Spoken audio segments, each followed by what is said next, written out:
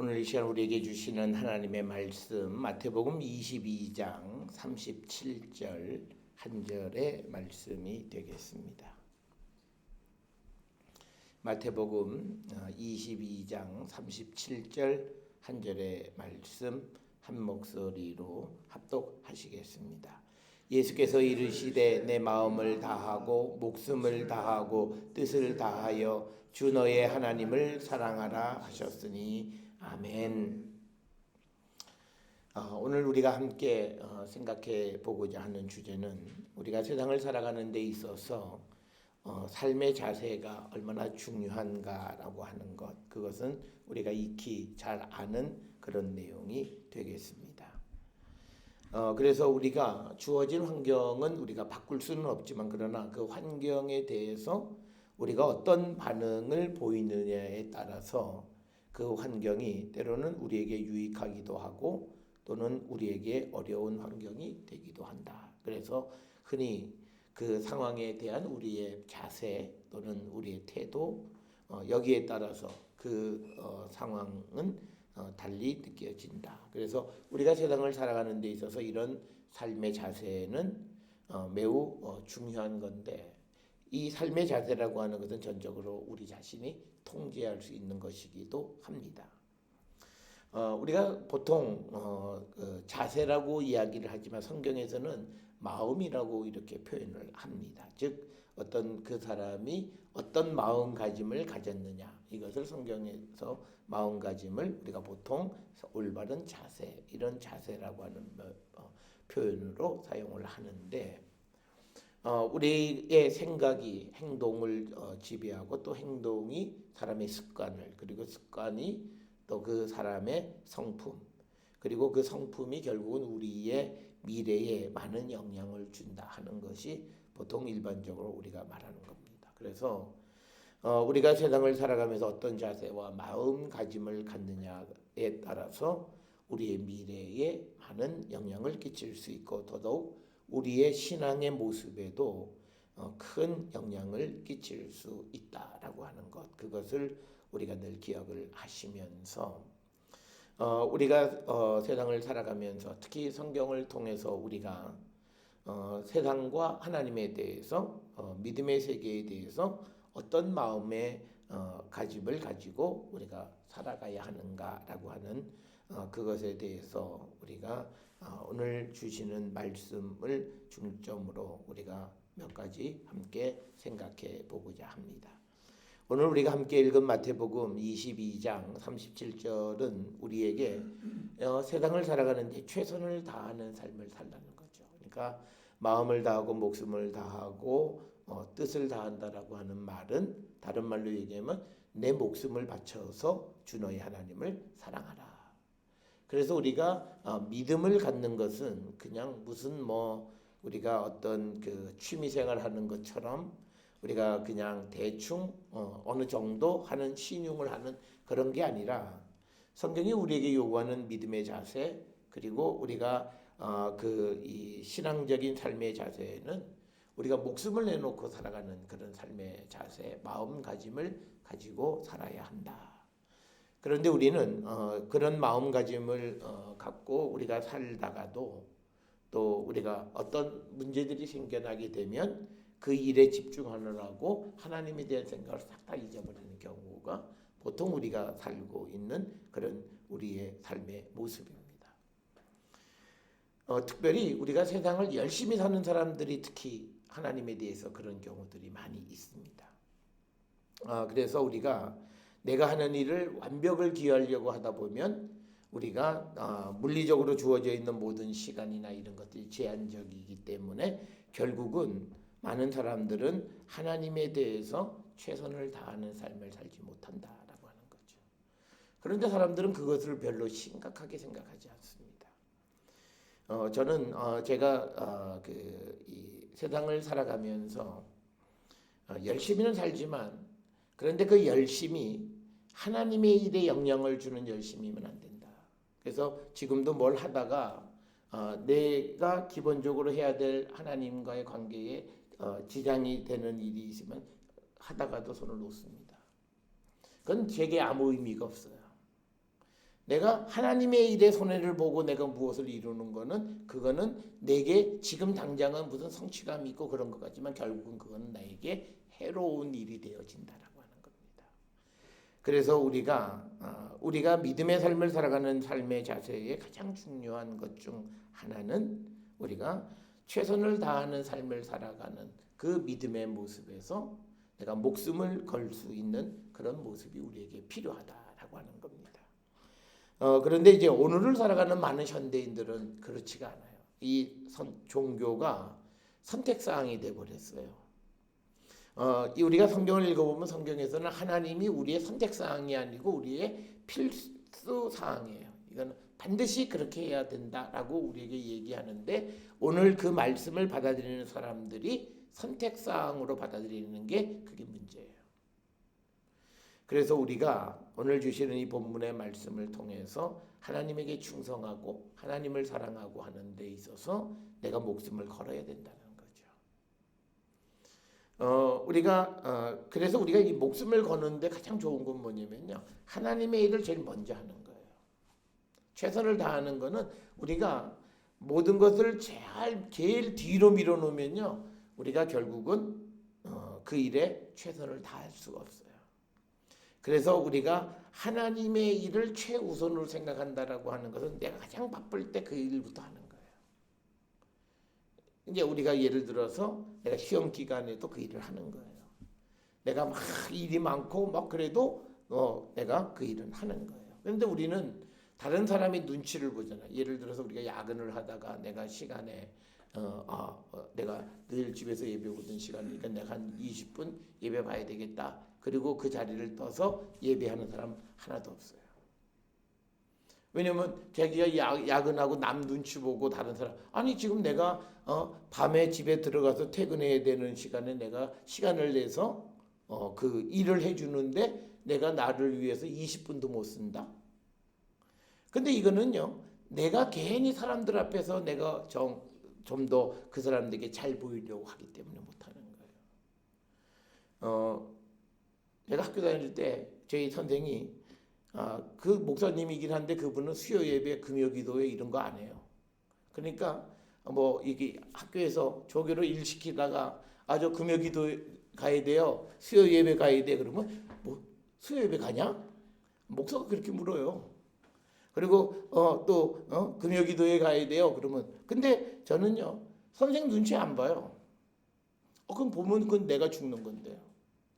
선생이 욕을 하거나 말거나 저는 수요 예배 뭐라 그러든지 말든지 나는 그리고 제가 예배 생활을 방해하는 사람이면 저는 거리를 둬요. 누구든지 그 원칙이 있어야 돼요. 그게 없으면 우리가 하나님 앞에 이렇게 정말 목숨을 바쳐 사랑하려고 하는 그런다고 해서 우리가 목숨 바치나요? 목숨 못 바쳐요. 그러면 우리가 최선을 다하는 삶을 살아가려면 내가 그 원칙을 딱 정해놔야 돼요. 제가 여러 차례 말씀 드렸듯이 제가 학교 다닐 때 일찍 가서 자리 잡아주고 공부하면 지금 어느 학교에 교수로 있는 친구가 밤 나와서 제 뒤통수를 탁 때리면서 야 임마 그럴 바에 1시간 집에서 자고 늦게 아니 나한테 자리 부탁해놓고는 내가 자리 잡아주면은 고맙단 말을 해야지 내가 성경책 읽는다고 뒤에서 뒤통수 탁탁 때려요. 그리고 야 그럴 바에 막 1시간 집에서 자고 늦게 와. 그래서 제가 전에도 말씀드렸습니다만 제가 그 유학을 하고 와서 결국은 그 친구 박사학위를 제가 줬어요. 그러니까 참 이게 인생이라는 게 우스운 거예요. 그런데 그 친구는 참 좋은 친구인데 딱 하나예요. 하나님을 우습게 알아요. 그래서 대학을 20년을 다녀서 40학기. 이게 거의 불가능해요. 그래서 우리가 우스갯소리로 야 넌 학교 먹여 살린다. 남들은 그저 7년 하면 박사 받는데 넌 20년이나 학교를 다녀서 학교 먹여 살린다 그러는 거예요. 근데 원인은 딱 하나예요. 제가 그래서 그 친구 학위식 때 딱 그 얘기를 했어요. 야, 너 기억하지? 너 내가 밤낮 성경 볼 때 너 나한테 뒤통수 친 거. 너 한번 생각해봐라. 제가 유학 막 떠날 때 걔는 한국에서 박사과정을 시작을 했어요. 근데 제가 돌아올 때까지도 그게 끝나지 않았어요. 그래서 결국은 사람들이 다 귀찮아서 이게 다 근데 어떻게 해요? 뭐 친구니까 어떻게 하든지 해줘야 되잖아요. 그러면서 제가 느끼는 건 뭐냐면 우리가 적어도 하나님 앞에 살아가는 삶에서 하나님에게 최선을 다하는 삶을 사는 그 자세 우리에게 굉장히 필요한 거예요. 그러니까 그 친구는 그 부인도 대학 교수 그러는데 하여튼 크고 작은 우환이 너무나 많아요. 근데 거기 보면 믿음이 그래요. 믿음이 하여튼 뭐 목사가 주일날도 놀러 가고 무슨 뭐 이거 다 해요. 그러니까 우리가 하나님 앞에 최선을 다하네요. 그러면 하나님이 우리를 도우실 때도 똑같아요. 뭐 하나님이 이렇게 째째한 분이냐 그게 아니에요. 그걸 알아야 우리가 하나님 앞에 우리가 최선을 다하는 삶을 사는 거예요. 그것 때문에 우리가 잘 못할 때 하나님이 우리에게 징벌을 내리시는 이유는 우리가 바른 신앙을 갖게 하기 위한 것이다. 그래서 우리가 하나님에 대해서 좀 더 최선을 다하는 삶을 살아야 돼요. 그러니까 세상을 우리가 살아가는 삶의 반만 살아보세요. 대단할 거예요. 우리의 믿음의 삶이. 그런데 우리가 그런 삶을 살지 못한다. 그래서 오늘 우리가 세상을 살아가는 데 있어서 하나님 앞에 우리가 목숨 걸고 우리가 충성을 다하고 그런 자세로 우리가 하나님을 섬기는 자가 되어야 한다라고 하는 겁니다. 그 다음에 이제 우리가 또 믿음의 삶에서 우리가 기억하셔야 되는 것은 골로새서 3장 2절에 보면 위의 것을 생각하고 땅의 것을 생각하지 말라. 이 골로새서 3장 2절에 있는 말씀은요. 우리가 세상을 살아가면서 믿음 생활하면서 이 땅에서 내가 이루어지는 것에 관심 가지고 그것이 전부인 사람들이 너무나 많아요. 그런데 우리가 믿음의 삶은 그거 아니에요. 위의 것을 바라보는 거예요. 보이지 않는 것을 바라보는 거예요. 특히 우리가 이제 다음 주에 고난주간 지나고 그리고 우리가 이제 부활절 우리가 맞이하게 되는데 부활을 체험한 성도들의 삶에 가장 큰 차이가 뭐냐면 우리가 무엇을 향해서 살아갈 것인가, 즉 부활하신 주님을 향해 갈 것인가 아니면 이 땅에서 살아가는 육신을 위한 삶을 살 것인가, 이 구별이 반드시 있어야 돼요. 특별히 우리가 이 사순절 뭐 이런 절기들을 지키는 이유가 뭐냐면 우리의 삶에 구별이 있어야 된다는 거예요. 그래서 우리가 정말 성경이 우리에게 위의 것을 바라보고 땅의 것을 생각하지 말라. 그러면 내가 세상을 살아가는 모든 삶에서 하나님의 관계되어지는 일과 그것을 먼저 계획하고 그 다음에 내가 세상에서 해야 될 일을 뒤에 해요. 그래도 내 인생에 손해가 되냐? 절대 손해 안 돼요. 우리는 하나님이 손해가 안 되는 걸 보여줌에도 불구하고 우리는 하나님 앞에 우리가 헌신적인 삶을 살지 못해요. 그러니까 오늘날 우리가 세상을 살아가면서 이 사순절 기간에는 일체 다른 것을 안 해야 되는 거예요. 이거 딱 내가 아주 미니멈 생활만 하는 거예요. 미니멈. 그러니까 내가 어쩔 수 없는 것만 하는 거예요.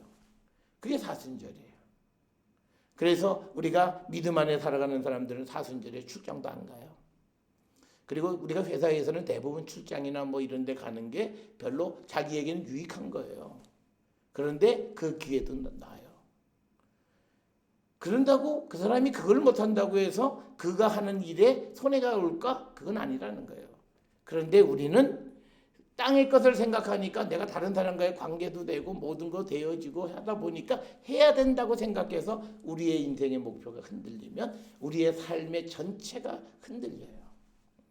여러분 그래서 우리가 한 곳에서 삐걱거리면 다른 것 전체가 다 삐걱거려요. 그래서 우리의 삶이 우리는 그렇게 생각해요. 어디가 아프면 거기만 아픈 게 아니에요. 다른 게 모든 게 그래서 성경은 우리에게 신체의 어느 한 부분이 아프면 몸 전체가 아픈 거다. 그래서 우리의 삶에 어떤 부분에 문제가 생기는 것은 인생 전체의 삶을 다시 한번 돌아보면서 우리가 위의 것을 좀 더 생각하고 바라보는 삶을 우리가 살아야 된다는 거예요. 그것은 우리가 어떤 환경이 처하든지 간에 똑같아요. 변화가 되면 안 돼요. 그러니까 우리가 믿음이냐 믿음이 아니냐는 뭐냐면요. 처지가 바뀌었을 때 자기의 믿음의 모습이 바뀌는 거는 믿음이 아니에요. 믿음은 환경과 관계없이 똑같은 거예요. 그러니까 이런 거죠. 우리가 뭐 급한 일이 있으면 안 해요. 그건 믿음이 없는 거예요. 그러니까 편안할 때 하는 거예요. 그건 누구나 다 해요. 정말 믿음은 내가 제일 바쁠 때. 그래서 우리가 내 자신의 인생을 돌아보도요. 인생에 굉장히 어려움이 많을 때 하나님은 그 어려운 환경 속에서 충성할 때 은혜를 많이 베풀어 주셨어요. 저는 제 인생에서 제가 가장 크게 은혜 받았던 때 중 한 곳은 제 어머니가 화상으로 병원에 한 18개월 입원을 하신 적이 있어요. 신체에 뭐 한 60% 화상에서 의사가 뭐 돌아가실 테니 준비하라 뭐 그런. 근데 우리 형님은 또 지방 근무하고 또 우리 누님은 그때 아이를 낳고 그래서 병간호할 사람이 없었어요. 근데 제가 저밖에 없었어요. 그러니까 뭐 하여튼 거기서 18개월을 학교 그 병원에서 왔다 갔다 하면서. 그런데 그때 제 인생을 보면요, 모든 것의 결정이 그때 다 끝나요. 제일 바빴을 때. 그게 참 신기한 일이에요. 우리가 생각하면 편안하고 뭔가 안정적이고 뭐가, 그게 아니라 내가 제일 바쁘고 제일 힘들고 정말 앞뒤 돌아보지 않고 학교, 교회, 병원 요거 세 개만 그냥 다람쥐 쳇바퀴, 그리고 학교 왔다 갔다 하면서 병원에서 이 몸의 많은 부분에 화상을 입으니까 매끼 식사할 때마다 병원을 가야 돼요. 아침에 학교 아침 식사 드리고 왔다가 다시 점심 식사하러 갔다가 다시 또 와서 수업 듣고 다시 또 저녁 식사하러 갔다가 저녁에 뭐 특별한 게 없으면 그냥 병원에 있고 아니면 다시 왔다가 다시 또 병원에 가고 그리고 새벽에 교회에 가서 새벽 기도하고 그러고 살아요. 정신이 없어요. 이게 시간 뭐 어디서 밥 먹을 시간도 없어요. 그런데 그때 가장 많은 것들을 하나님이 주세요. 그러니까 우리는 편하고 모든 게 그게 아니에요. 가장 그래서 제가 돌아보면 내가 어디를 바라보느냐에 따라서 내 인생은 달라진다는 거예요. 그리고 그때 제가 유학에 대한 비전과 꿈도 다 그때 다 생긴 거예요. 그때는 뭐 이게 유학 간다 이게 상황적으로 말이 안 됐어요. 어머니 뭐 그렇고 뭐 그런 상황에서. 그런데 그 모든 것이 그때 이루어져요. 그래서 우리가 하나님을 바라보고 위를 바라보면 하나님은 하나님의 방법이 있어요. 그걸 믿고 나가는 사람들은 아무리 어려워도 자기의 삶의 패턴을 절대 깨지 않아요. 그러니까 일탈 이런 건 있을 수 없어요. 하나님 앞에 꼭 해야 되는 거. 그러니까 제가 학교에 있을 때 교수들이 저랑 같이 방 쓰는 거, 어디 가는 거 방 쓰는 걸 제일 싫어요. 이건 새벽에 4시 반에 반드시 일어나서 혼자 새벽 기도 드려야 되지, 자기 전에도 무슨 뭐 예배 본다고 혼자 찬송하고 하니까, 그러니까 옆에 있으면 그냥 후배가 있으면 끌려와가지고 무조건 예배 봐야 돼요. 그러니까 방 서로 안 쓰려고 그래요. 그러니까 어떨 때는 저 혼자 독방 써요. 다 2인 1실인데 이제 혼자 자라 그러라고. 그 이유는 딱 하나예요. 예배 보기 싫어서. 예배 보기 싫어서 그러니까 저 혼자 혜택이 돼요. 그러니까 뭐냐면 한 번쯤 놀러 가고 다 목사들이고 그러면 뭘 그러냐고 막 비아냥거리고 또 웃는 사람도 있고 또 예배 보는데 막 방해하느라고 막 톡톡톡 거리고 뭐 전화도 걸고 그래. 일체 안 받아요. 그 다음에 안 해요. 한 번 딱 마음 굳게 먹고 아무리 전화해도 아무리 문을 두드려도 반응 안 하면 그 다음에 안 해요. 사람이 묘해요. 한 번만 잘 견디면 돼요. 근데 그게 나중에 여행에서 돌아온 다음에요. 그 다음에 수요일, 금요일, 주일날 아무리 바빠도 전화 안 해요. 총장이 뭐 찾는다 그래도 전화 안 해요. 해봤자 안 받는다. 알아요. 내가 다 받아주면 사람들은 거기에 따라서 움직이는 거예요. 예배 시간에 왜 전화 오는 줄 아세요? 예배 시간에 전화를 받아주기 때문에 와요. 저 사람은 주일날 11시 그때쯤은 안 받아. 그러면 안 해요. 맨 처음에는 하겠지요. 근데 안 받아. 그러다가 왜 안 해? 그럼 예배 갔지. 야, 너 교회 가는 거 몰라? 그러면요, 그 다음엔 전혀 안 해. 그래서 주일날 되면 전화가 안 와서 너무 심심해요. 야, 이거 뭐 전화가 왜 하나도 안 오지? 올 게 없어요. 그래서 우리가 어디를 바라보고 사느냐. 근데 사람을 바라보고 살고 사람과의 관계를 소중하게 생각하면 전화도 해야 되고 막 정신없이 사는 거예요. 그래서 여러분, 우리의 인생의 방향이 어디를 향해 있느냐? 하늘을 향해 있느냐? 땅을 향해 있느냐? 여기에 따라서 우리의 인생은 전혀 다르게 바뀌는 겁니다. 어떤 사람은 믿음이 좋다 그러는데 땅을 향하는 삶에 믿음을 쓰는 사람이 있어요. 그런 사람은 잘 되는 것 같은데 잘 되지를 않아요. 그래서 여러분, 우리가 최선을 다하면서 바른 방향으로 우리가 달려가야 되는데 우리가 바라봐야 할 것은 위의 것이지 땅의 것이 아니라는 거예요. 그러니까 땅의 것이 뭐 잘 안 되는 것 때문에 별로 마음 아파하지 마세요. 우리는 위의 것을 생각하는 거기 때문에 땅의 것이 좀 잘 안 돼요. 그거 뭐 별로 마음 아파할 필요가 없는 거예요. 차라리 우리가 그 위의 것에 더 큰 관심을 갖고 우리가 사는 자들이 되어야 한다라고 하는 겁니다. 그 다음에 우리에게 주시는 말씀은 빌립보서 2장 3절에서 8절에 있는 말씀입니다. 이 2장 3절에서 8절에 있는 말씀을 보면 아무 일에든지 다툼이나 허영으로 하지 말고 오직 겸손한 마음으로 각각 자기보다 남을 낮게 여기고 각각 자기 일을 돌볼 뿐더러 또한 각각 다른 사람들의 일을 돌보아 나의 기쁨을 충만하게 하라. 너희 안에 이 마음을 품으라. 곧 그리스도 예수의 마음이니. 이렇게 기록이 되어 있어요. 우리가 예수님의 마음을 품고 살아가는 사람이 되어야 된다. 그 예수님의 마음이라고 하는 것의 핵심은 뭐냐면 겸손한 마음이에요.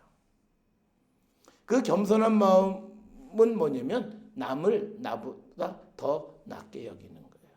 남을 나보다 더 귀하게 여기는 거예요. 남을 나보다 더 소중하게 여기는 겁니다. 여러분, 우리가 외국 사람들 만나면요, 외국 사람들의 특징이 있어요. 그 사람들은요, 하여튼 상대가 들어서 좋게 해요. 그리고 자기가 세계적인 대가고 그래도 처음부터 뭐 너 난 몰라? 이러지 않아요. 한국 사람은 그래요. 너 난 몰라? 내가 뭐 어디에 뭐 글을 썼고 누구 자기가 자기 자랑해요. 소위 우리가 속된 말로 한국 사람은 자뻑이 너무 심하잖아요. 근데 외국 사람은요, 세계적인 대가로 누군지 자기 별로 안 밝혀요. 나중에 보니까 학회에 저 사람이 주제 강연하는 그런 대가예요. 그런데 대화하고 뭐 이런 거 보면 전혀 알 수가 없어요. 그러면서 어떤 질문이나 어떤 거에 대해서 대답하는 모습을 보면 굉장히 겸손해요. 야, 그래서 뭐 할아버지가 뭐 이런데 관심이 있나 보다. 그런데 알고 봤더니 그 할아버지는 그 분야의 세계적인 대가예요. 그런데 얼마 전에 앉아서 누가 질문하고 대화할 때 보면 아주 천진난만하게 상대를 다 맞춰주면서 그런 겸손함이라는 거죠. 그러니까 우리가 예수 믿는 사람이 이런 겸손함이 있어야 돼요. 그게 예수님의 마음인데 그 예수님은 우리를 위해서 하늘의 모든 권세를 버리고 이 땅에 오신 거죠. 그래서 고난을 받으신 그 주님. 그래서 예수님은 하나님의 아들인데 이 땅에 종의 형체를 가지고 사람이 되어서 이 땅에 오셨잖아요. 그런 겸손함을 우리가 갖고 세상을 살아가는 거예요. 그래서 우리가 사도 바울이 늘 강조하는 게 있잖아요. 나에게는 자랑할 게 아무것도 없다. 그런데 우리는 자랑할 게 너무나 많아요. 그런 삶에서 우리는 교만해지고 그래서 다른 사람을 나보다 깔보고 그래서 다른 사람을 짓밟고 살아가는 거예요. 그런데 성경은 우리에게 겸손함을 갖는 삶을 살라고 이야기합니다. 그래서 우리가 한 번쯤 돌아보시면 내가 정말 겸손하냐. 이 겸손은요, 얘 하고 뭐 머리 숙이는 게 아니에요. 옆에 있는 사람을 나보다 더 소중하게 여기는 거고 나보다 더 귀하게 여기는 거예요. 그게 겸손함이에요. 그러니까 우리는 어디 가서 남에게 뭐 봉사활동 한다 그러는데 이 사람은 그 시간만 지나면 그 다음에는 다시 옛날로 그 자기의 현장으로 돌아와요. 그러니까 그 봉사에는 겸손함이 없는 거예요. 섬김이 없는 거예요. 그러니까 우리는 대학 입시나 이런 거 할 때 보면 봉사 점수 뭐 한다고 해서 뭐 엄마들이 가서 뭐 봉사 점수 따주고 막 그러니까 요새는 봉사도 남을 속이잖아요. 그러니까 우리가 축구 선수들이 국가대표 선수들이 무슨 혜택을 받아서 군대 안 가는데 그거 어떤 복무해야 되는 것도 다 속이잖아요.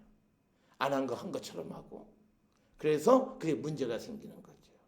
그러니까 그건 교만한 거예요. 뭐 나는 이거 할 정도가 아닌데 왜 나한테 이걸 시켜? 그러니까 시간이 아까워. 그러니까 남 대신 시키는 거예요. 그러니까 나는 안 해야 되고 다른 사람은 이거 해도 돼라고 생각하는 거예요. 그 남을 무시하는 거죠. 우리나라가 제일 나쁜 게 뭐냐면 교수들이 학생 무시하는 거예요. 그거요. 20년 지나면요 위치가 확 바뀌어요. 아니 학생이 뭐 영원히 학생이에요. 학생 중에서 열심히 가서 외국에서 공부하고 뭐 하겠다고 하면 뭐 그 분야의 전문가가 될 대가가 될 수 있는데 하여튼 그 학생들을 무시하잖아요. 아마 전 세계에서 학생한테 반말 쓰는 사람들은 한국 사람밖에 없어요. 물론 뭐 외국어는 영어는 그 존댓말이 없기는 합니다만 하여튼 우리는 그냥 그 학생들을 존대하지 않아요. 근데 교육이 안 되는 거예요. 우리나라 교육의 가장 큰 문제는 교사가 별거 없는데 굉장히 뭐 대단한 존재인 것처럼 학생을 윽박지르잖아요. 그러니까 교육이 안 되는 거예요. 인간적인 인터랙션이 없어요. 그러니까 이게 그러니까 교육 제도 뭐 이런 거 다 필요 없어요. 인간이 인간들은 마음을 열고 대화가 안 되는 거예요. 조그만 게 말이야. 뭐 우리가 속된 말로 머리에 피도 안 마른 게 피 마르면 죽지요. 그렇게 우리가 살아가니까 아무 문제도 해결이 안 되는 그 교만함. 아무것도 가지지 못하면서 가진 것처럼 교만함. 그게 없어져야 돼요. 우리가 적어도 예수를 믿는 사람은 그 교만함을 버리고 예수님이 이 땅에 오신 것 같은 겸손함으로 세상을 살아가야 된다는 거예요. 우리가 그렇게 살면요, 큰일을 못해도 욕은 안 먹어요. 근데 우리가 욕 먹는 이유는 아무것도 아닌데 아주 거드름 피우고 교만하고 겸손하지 않는 거예요. 우리가 아무리 사람이 능력이 있어도 교만하면 굉장히 싫어하잖아요. 아무리 능력이 없어서 겸손하면 그 사람을 원해요. 기업에서 우리가 사람 뽑을 때도 겸손하냐 교만하냐를 따지잖아요. 교만하면 이거는 조직에 와서 문제가 생겨요. 겸손하면 조직을 화합하는 거예요. 그래서 우리가 이 겸손함의 자세는 굉장히 중요한 것이고 이거는 종교를 가지고 있다 아니다를 떠나서 중요한 덕목인데 특히 우리는 예수님을 본받는데 예수님이 우리에게 보여주신 그 겸손함은 우리가 하나님의 아들이 이 땅에 사람의 모습으로 오셔서 거기서 죄인의 누명을 쓰고 죽으시기까지 하신 거죠. 그런 겸손함을 우리가 갖고 살아가는 자가 되어야 한다라고 하는 겁니다. 그 다음에 이제 또 우리가 그 로마서 12장 3절에 보면 내게 주신 은혜로 말미암아 너희 각 사람에게 말하노니 마땅히 생각할 그 이상의 생각을 품지 말고 오직 하나님께서 각 사람에게 나누어 주신 믿음의 분량대로 지혜롭게 생각하라. 우리나라 사람 이거 잘못하죠. 분수시키라는 거예요. 우리가 행복한 사람이 누구냐? 분수시키며 살아가는 사람이 제일 행복해요. 우리는 다 그냥 인류가 되려고 그래요. 다 1등이에요. 그러니까 행복하지 않아요. 1등을 해도 행복하지 않아요. 그러니까 제가 늘 말씀드리는 게 있어요. 서울대학 가려고 애쓰는 사람이 서울대학 들어가는 점수보다 1점만 높으면 돼요. 그런데 우리는 그걸로 속 안 차요. 1등으로 들어가야 돼요. 그러니까 그 사람이 그때 해야 될 일을 못하는 거예요. 인격이 망가지는 거예요. 그건 생각 안 해요. 내가 들어갈 수 있는 기준에서 1점만 높으면 들어가요. 그래서 나머지 여유 시간에 내가 해야 할 다른 걸 해야 되는 거예요. 근데 그걸 안 하는 거죠. 그건 앞에서 말씀드린 것 똑같아요. 세상 일에 확 빠지다 보면 하나님을 섬기는 일을 등한히 하는 거예요. 그러니까 우리는 그렇게 되어 있어요. 진리양이 똑같아요. 그러니까 내가 하나님에게 8시간을 보내던 사람이 세상 일에 8시간 넘으면 하나님한테는 제로예요. 그럼 내가 세상 일을 해야 되면 세상 일에서 미니멈을 해야 돼. 근데 사람은 미니멈 못해요. 왜? 남에게 인정받고 싶어서. 그래서 성경은 우리에게 얘기하는 거예요. 너희는 사람에게 인정받는 게 아니라 나에게 인정받는 거고 내게 인정을 받으면 사람에게도 인정받아. 그걸 믿고 나에게 인정받아봐. 그게 성경이에요. 우리가 그 로마서나 고린도서에 보게 되면 바울이 우리에게 강조하는 건 그거예요. 하나님에게 인정받으면 사람에게도 인정받는다는 거예요. 그래서 우리가 자기의 분수를 지키며 살아갈 때 하나님이 제일 기뻐. 그러니까 하나님은 우리가 자기가 할 수 없는 일을 막 하는 거를 좋아하지 않으세요. 자기가 제일 잘하는 걸로 하나님께 영광 돌리는 걸 하나님 제일 기뻐하세요. 그래서 우리에게 믿음의 분량대로 지혜롭게 생각하라는 거예요. 우리는 사람이 공부를 하면요, 다 공부한 사람한테 물어보면 뭐하냐, 교수한다 그래요. 근데 교수 자리는 딱 정해져 있어요. 그러니까 박사가 돼서 교수 아니고 다른 것도 할 수 있어야 되는데 아니, 우리는 다 하나 딱. 그러니까 내가 할 수 없는 것을 마음에 품고 그걸 이루려고 힘쓰니까 우리는 불행해요. 우리는 불행한 거예요. 그렇다고 해서 그건 못하죠. 우리가 대표적으로 제일 불행한 사람이 있어요. 우리가 뭐 정치인인데 그 사람은 의사잖아요. 근데 의사가 메스 잡고 칼 잡고 해야 되는데 그걸 못하고 컴퓨터 바이러스 갖고 놀아요. 그리고 의대 공부는 왜 했어요? 그동안에 더 행복하게 살 수 있는, 그러니까 의대 들어가려면 얼마나 열심히 공부했겠어요? 그런데 정작 그가 쓰는 거는 그거가 전혀 상관없고 요즘은 정치한다고 해요. 그러니까 우리는 쓸데없는데 에너지를 쓰고 살아요. 그런데 우리가 적절하게 하나님이 주신 것에 감사하고 살아갈 때 그 사람은 최고로 행복해요. 그런 삶의 지혜를 우리가 배우고 살아가야 돼요. 그래서 우리가 예수 믿는 사람은요, 크고 좋고 이게 아니에요. 가장 자기에게 딱 맞는 거, 마땅히 생각할 그 이상을 생각하지 않아요. 내가 생각해야 돼요. 그것만 딱 생각하는 거예요. 우리는 넌 걱정하지 마. 어떡하든지 내가 대학 들어가면 너 보내줄 테니까, 어떡하든지 너 유학 보낼 테니까 공부만 잘해. 아니잖아요. 집안이 어려우면 유학 안 갈 수도 있고요. 대학 안 갈 수도 있잖아요. 근데 우리는 가야 돼요.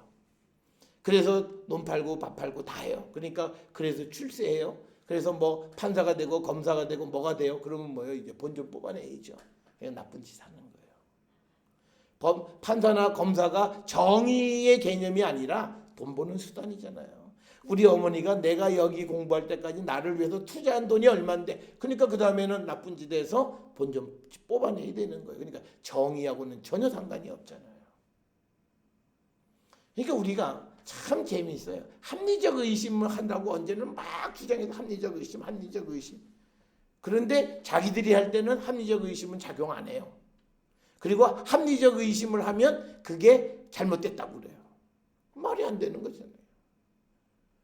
그래서 우리가 세상을 살아갈 때 분수를 지키는 거예요. 수준의 분수, 능력의 분수를 지켜야 돼요. 그러니까 우리는 내가 뭘 좋아하고 내가 할 수 있는 게 뭐고 하나님이 내게 주신 능력이 뭐냐, 거기에 맞춰서 살아야 돼요. 그래 행복해요. 그러니까 우리가 요즘 영국에서 열심히 하는 축구선수 손흥민이 무슨 뭐 고졸 아니잖아요. 중졸이에요, 중졸. 고등학교 들어갔다가 바로 가서 축구 공만 차서 중졸이 중졸. 그렇지만 자기가 하는 그 일에 푹 빠져서 살아가니까 그 학생이 무슨 뭐 대학교 생각 안 하잖아요.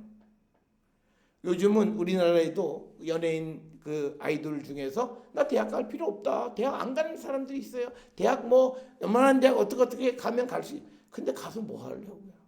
그러니까 자기가 안 되는 데 가니까 뭐예요? 출석도 가짜로 하고, 그래서 뭐 문제가 생기는 일이 생기잖아요. 그리고 학위 뭐 석사나 뭐 이런 거 대필하고 다 그렇게 생기는 거, 자기 능력 밖의 거를 하려고 하니까 그런 범죄를 저지르는 거예요. 그러니까 우리는 하나님이 주신 것에 분수를 지키고 사는 거예요. 아니 뭐 중졸로도 세계 지금 타 클래스의 운동선수가 돼서 열심히 잘하고 있는데, 행복한데 그걸 우리가 소중하게 여길 줄 알아야 되는 거예요. 다 뭐 무조건 뭘 해야 된다, 높은 데 가야 된다, 자기 능력 이상의 것을 해야 된다고 생각하는 그 삶이 잘못된 것이라는 거예요. 그래서 성경은 우리에게 분수 지키는 삶을 요청해요. 그래서 우리가 이 사순절에 분수를 지켜야 돼요. 우리는 마음속에 다 탑, 그리고 최고, 이거에 대한 열망들이 있어요. 그러니까 행복하지 않아요. 그냥 뭐 누가 추격하면 추격하라 그러세요. 나는 내가 가는 페이스로 쭉 가면 돼요. 그런데 마라토너가 자기 페이스를 오버하면 그 사람은 목적지까지 못 가요. 거의 끝에 가서 결국은 뒤처져서 그 메달권 밖으로 떨어지는 거예요. 자기가 가는 그 페이스를 쭉 유지하면서 가는 인생. 그 하나님이 우리에게 주신 믿음의 분량을 그대로 가지고 살아가는 거예요. 그러니까 우리가 하나님이 우리에게 허락해 주신 것에서 만족을 얻는 그런 삶을 사는 분수를 지키는 삶. 그게 우리에게 필요한 거예요. 그러니까 우리가 항상 뭘 해도 대박 나면 큰일 나잖아요. 다 대박이면 어떡하겠어요. 이 세상에 수없이 많은 그런 사업을 하고 자영업자들이 다 대박을 꿈꿔요. 그러니까 이게 뭐가 안 되는 거예요. 우리가 자영업자들이 망하는 이유가 뭐냐면요. 자기가 노동한 것에서 조금 더 얻으면 되는데 그렇게 생각 안 해요. 자기 일한 만큼 가져가는 것에서 만족을 못 해요. 그러니까 이게 벌써 허황된 꿈에 우리가 젖어 사는 거예요. 그래서 우리가 행복하지 않는 거예요. 그리고 그걸 하나님 앞에 고하잖아요. 그러니까 우리의 삶이라는 것은 정말 열심히 살아가는 것 같지만 행복하지 않고 결국은 우리가 불행한 삶을 살아갈 수밖에 없다라고 하는 거고요. 그 다음에 우리는요. 세상을 살아가면서 이 세상에는 나보다 나은 사람도 많고 다양하다라고 하는 다양성을 인정해서 그들과 함께 살아가야 돼요. 그래서 로마서 우리가 잘 아는 12장 6절에 우리에게 주신 은사대로 받은 은사가 각각 다르다. 그러니까 은혜로 받은 은사가 다르다는 건 은사가 다양하다는 거예요. 그러면 이 은사 받은 사람들이 교회를 세워가니까 이들은 협력해야 되는 거예요. 그러니까 여러 사람들이 연합된 삶을 살아가는 거예요. 은사의 다양성을 인정하는 것은 연합된 삶을 살아가야 되는. 그러니까 우리가 제일 어려운 인정을 하는 건 독식하는 거예요. 나 혼자 뭘 할 수 있다고 생각하는 그 교만함부터 시작해서 독식하는 그 삶이 사람을 굉장히 힘들게 하는데 성경은 우리에게 은혜의 다양성을 이야기하면서 협력하는 삶을 살라고 얘기해요. 그래서 성경은 우리에게 더불어 사는 거예요. 나 혼자 잘 돼서 나 혼자 뛰어서 나 혼자 1등하는 게 아니에요. 이게 모든 사람이 함께 더불어 살아가게 하기 위해서 하나님 우리를 택하셨고 우리에게 은혜도 주시고 우리에게 능력도 주신 것이다. 그래서 우리가 특별히 요즘 세상 우리는 개인주의잖아요. 내가 다 해요. 내가 다 사고. 그런데 그 모든 것이 우리가 연합된 삶으로서 그 짐을 서로 나누어 지어야 되는 거예요. 그러니까 우리가 모든 사람이 1부터 10까지를 다 해요. 각 가정마다 1부터 10을 다 해요.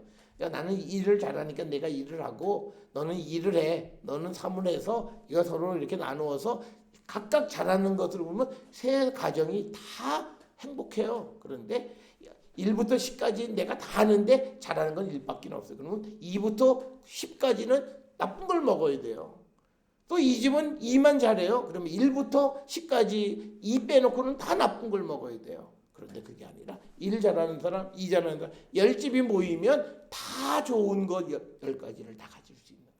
성경은 우리에게 그렇게 살아가라는 거예요. 그렇게 협력하는 삶을 살라고 하는 거예요. 그래서 우리에게 은사의 다양함도 주셨고 그래서 그 다양함들이 협력해서 우리가 교회를 구성하고 우리가 그 하나님의 나라를 이루어 가라라고 하는 겁니다. 그래서 우리가 연합된 삶을 살아가려고 하는 그런 자세가 필요해요. 우리는 나 혼자 알아서 다 한다. 그러면 불행합니다. 우리는 항상 힘을 합해야 돼요. 그래서 누군가가 나를 위해서 청소를 해주니까 우리가 편하게 사는 거예요. 내가 처음부터 다 청소부터 다 한다고 생각해 보세요. 그러니까 우리가 가끔 능력이 되면 도우미들의 도움을 받는 분들은 근데 그거 아낀다고 해서요. 막 정원부터 다 혼자 하는 사람들 보면 아주 그 사모님들이 다 몸이 병이 났어요. 뭐 허리 아프고 다리 아프고 뭐 나무 자르고 뭐 잔디하고 뭐 아침부터 농사꾼이 농사꾼. 큰 정원 가지고 있으면 그거를 나눠서 이렇게 해서 해야 되는데 아낀다고 하면 자기 혼자 하루 종일 그냥 얼굴 보면 완전 농사 짓는 사람하고 똑같이 시꺼멓고 그냥 어디 뭐 들어갈 수가 없어요. 그런 삶을 사는 것이 불행한 삶이라는 거예요. 우리가 연합한 삶을 살아가는 자들이 되어야 한다라고 하는 거고요.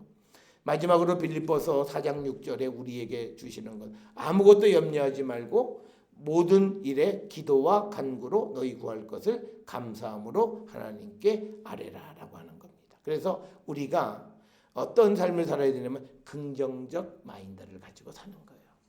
그래서 저는 늘 얘기해요. 쫄지 말라고. 아니 우리가 하나님이 날 그러니까 이게 믿음이냐 아니냐는요.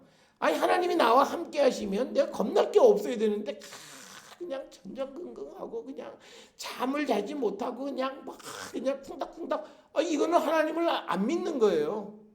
그거는 우리가 긍정적이지 않아요. 그런 사람도 불행해요. 좋은 일을 있고 막 그러니까 예를 들어서 음악하는 사람이 이 연주회가 얼마나 자기에게 좋은 일이에요. 근데 연주할 때마다 이제 그 가슴이 쿵쿵쿵쿵거려 가지고 잠도 못 자고 그런 분들이 가끔 있어요. 불행한 거예요.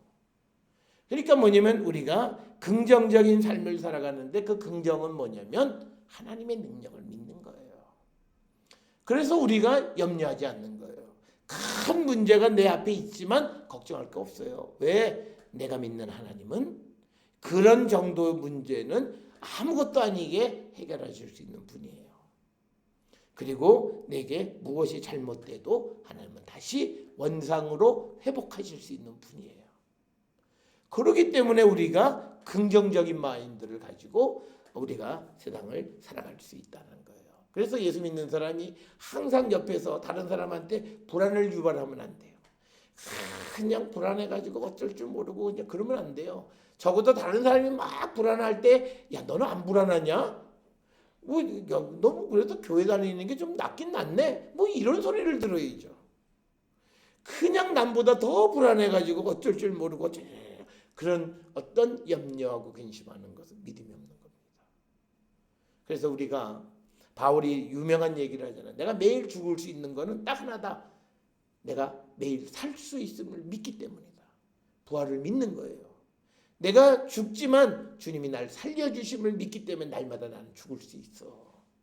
그러니까 그는 그리스도를 위해서 복음을 위해서 최선의 삶을 살아가는 거예요. 그러니까 긍정적 마인드는 잘 될 거야, 잘 될 거야, 잘 될 거야. 자기 어떤 체면에 의해서 우리가 긍정적인 마인드를 갖는 게 아니라 하나님에 대한 믿음이에요. 하나님이 나를 구원해 주시고 하나님의 능력은 이런 정도의 문제는 아무것도 아니게 해결해 주시는 분이야. 그래서 우리가 염려하지 않고 하나님 앞에 그저 구하는 거예요. 기도하는 거예요. 그래서 우리가 감사함으로 하나님 앞에 기도할 때 하나님은 그 문제를 해결해 주시는 거예요. 이런 삶을 우리가 살아가는 그런 삶이 우리가 예수를 믿는 그런 성도의 모습이 되어야 하고, 특별히 우리가 이 사순절을 보내면서 이제 주님이 부활하실 때 우리의 모습이 어떻게 새 사람이 되어야 될까? 바로 우리가 앞에서 살펴본 것처럼 우리가 세상을 살아가는 데 있어서 하나님을 위해서 더욱더 최선을 다하고 우리의 인생의 목표가 하늘을 향하는 것이 우리의 인생의 목표가 되지만, 그러나 이 땅에서 겸손하고 분수를 지키고 다른 사람과 협력하는 삶을 살아가면서 내가 하는 일에 하나님의 은총이 임함으로 잘 되어짐을 믿고 살아가는 삶, 그런 성도의 모습으로 우리가 변화되어야 한다는 것이죠. 그래서 우리는 우리 자신을 성찰해 보면서 우리의 부족한 것들을 하나님 앞에 구함으로 우리가 이런 모습으로 세상을 살아감으로 많은 사람들에게 희망과 용기를 주는 우리 모두가 될 수 있기를 주의 이름으로 축원합니다.